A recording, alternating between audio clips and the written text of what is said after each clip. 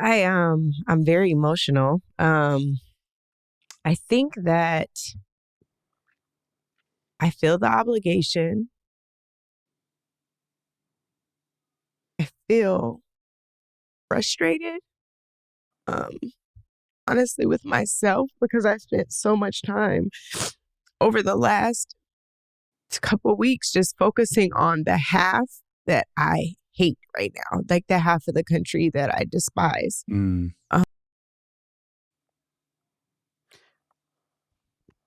Hate is a very, very, very strong word. And when I mean strong, I mean it's a strong word. Hate is a very, very strong word. Okay. And to hate half of the country because your candidate didn't win is absolutely insane. You mean you hate 70 something million people that voted for Trump, 77, 78 million people that voted for Trump? You hate them because they made a decision that may be different than what you think makes the most sense for their family. I wonder, are these people paying attention to, for example, Kamala Harris's message to her supporters that obviously showed that she was drunk?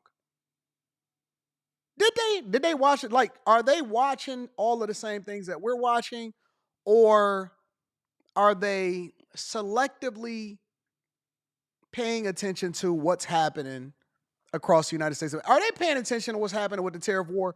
And now Trump has figuratively, because he's not even in office yet, basically renegotiated how Mexico is handling immigration into the United States of America.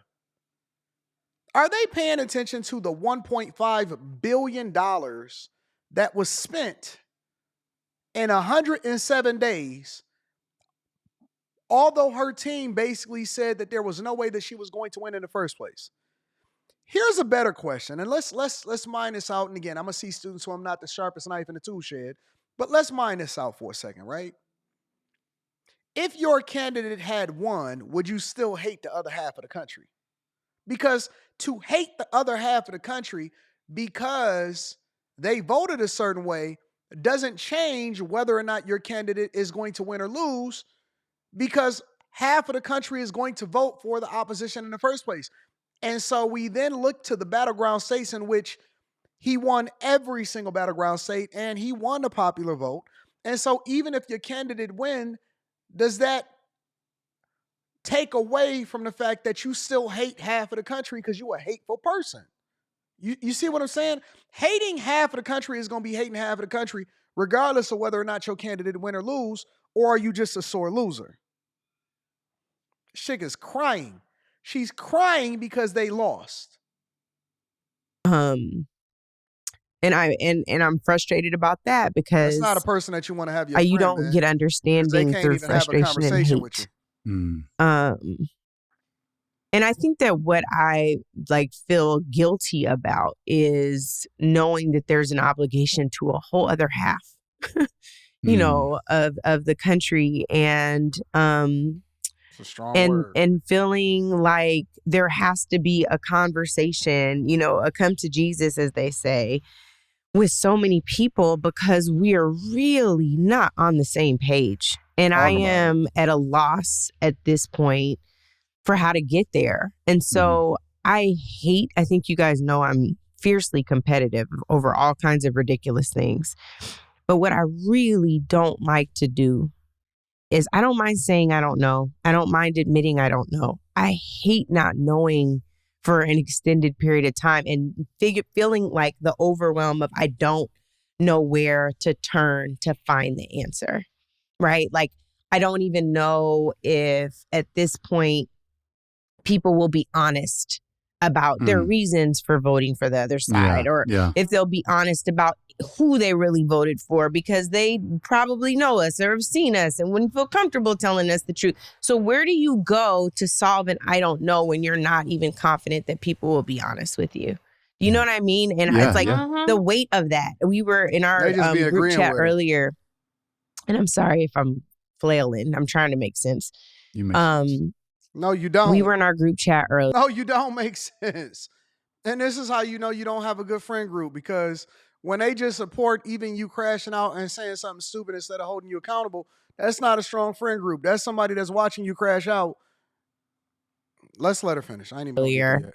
And by the way, group chats are now triggering to me because I feel like are Chick we is just crazy. another echo chamber where we're in our own bubble, because now we're all getting off Twitter because now Twitter is going to be the hellscape. And now who are we going to talk to beyond our bubbles, because we all think at least similar, maybe not the same, but similar. Anyway, I digress. My point is, we were in a group chat earlier and there's this conversation about if the Rainbow Coalition essentially is a thing. Like, are we going to all be able to come together as people of color and do the damn thing? And the conversation was like, no, I don't think it's a thing. And I can't lose that hope. Like, if we lose that hope, we don't have a path, y'all. Like, we really don't. If we cannot figure out how to be in coalition, in solidarity on multiple challenges, on multiple fronts, for multiple policy issues, we are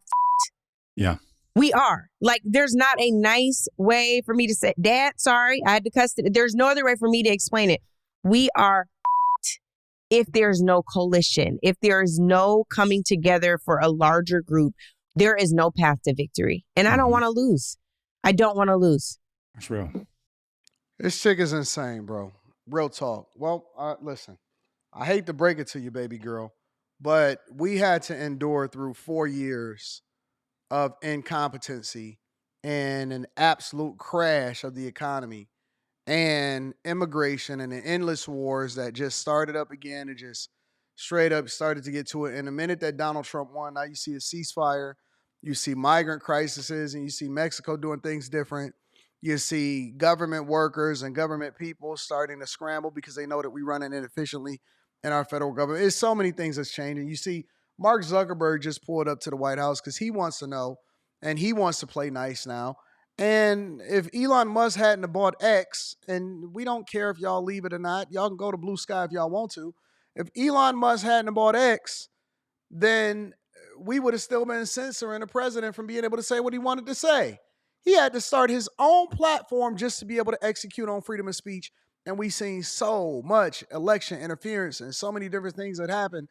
I know that this woman is crazy. She is absolutely insane. And so for her to say she hate half of the country, that's some wild stuff to say right there. But I want to know what y'all think. Make sure y'all tap into the Patreon. Link is in the description. Get your tickets to come and kick it with me December 14th. Make sure you get your Tej Hanley. I love you. I appreciate you. Let me know what y'all think about this. Because again, this is becoming my new favorite show aside from The View of looking at the crash dummies crash out over things that shouldn't be crashed out over. You lost. Half of the country have a different position and disposition than you, and everybody should not be bullied into seeing things the same way you do. And now they want to exist in an echo chamber, but don't want to exist in an echo chamber with people that they dislike or they don't hate, and they don't want people to not be confident enough to have a conversation with them because they crashing out. Come on, get out of here. And then she got her bad friends on this podcast supporting this nonsense instead of holding her accountable. Oh, yeah, yes. Yes, we do. Yes, we do. No, you don't. And no, you can't.